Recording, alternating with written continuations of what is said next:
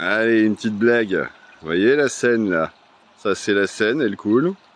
Elle coule.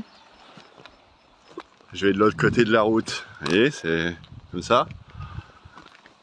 Et là, on voit la Seine. Elle coule. Elle coule. Et vous voyez rien de bizarre? Les deux coulent dans la même direction. Et en fait, c'est parce que si on se penche un peu, ça coule dans ce sens-là, ça va sous la maison, comme ça traverse. Voilà, c'était juste la petite blague. Enfin, c'est pas vraiment une blague en fait, mais bon, c'est pas grave, je trouvais ça rigolo. Et encore quelques plantes sauvages. Donc ça, c'est de l'alière. Hein, c'est une plante qui a une odeur et un goût d'ail. Hein, on en prend une feuille comme ça dans les doigts, on frotte dans les doigts et on sent l'odeur. Et ça sent l'ail, voilà. Et bah dans un casse-croûte, dans une salade, c'est très bien pour faire un substitut. Ça peut remplacer l'ail des ours aussi quand il n'y en a pas. Bon, je préfère l'ail des ours, ça a plus de saveur, mais ça c'est très bien aussi à consommer cru comme ça dans une salade. Et alors ça c'est du lamier blanc, juste à côté. Donc c'est ce qu'on appelle aussi les orties blanches, hein. Mais donc ça ne pique pas, hein. C'est pas de la même famille de toute façon que les orties. Et ça a aussi cet avantage que, en fait, pareil, hein, toujours la même technique, on en prend un petit peu comme ça, on roule dans les doigts et on sent l'odeur. Et ça a une légère odeur de champignons.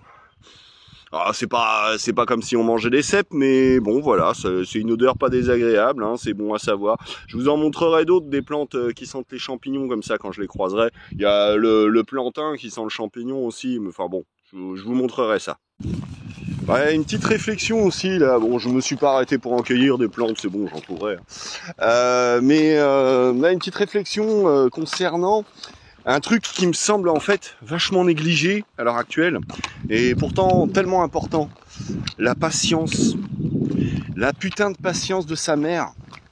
En fait, le truc c'est que, je veux dire, alors j'y reviendrai certainement, hein, mais pourquoi est-ce qu'il y a si peu de gens, et de jeunes en particulier, ou de gens de mon âge même, hein, moins jeunes, qui font... Pourquoi il y en a si peu qui font de la rando comme moi? Bah parce que justement on veut tout de suite, on n'a plus la patience d'attendre les choses, de voir le temps passer, tout ça. On est en stress dans sa bagnole, on veut passer avant les autres, tout ça. Voilà, la patience. On n'a pas la patience d'apprendre des trucs à ses gosses, de discuter avec eux, de répondre à leurs questions. Alors on les fout devant un écran de téléphone ou de tablette ou d'ordinateur ou de télé.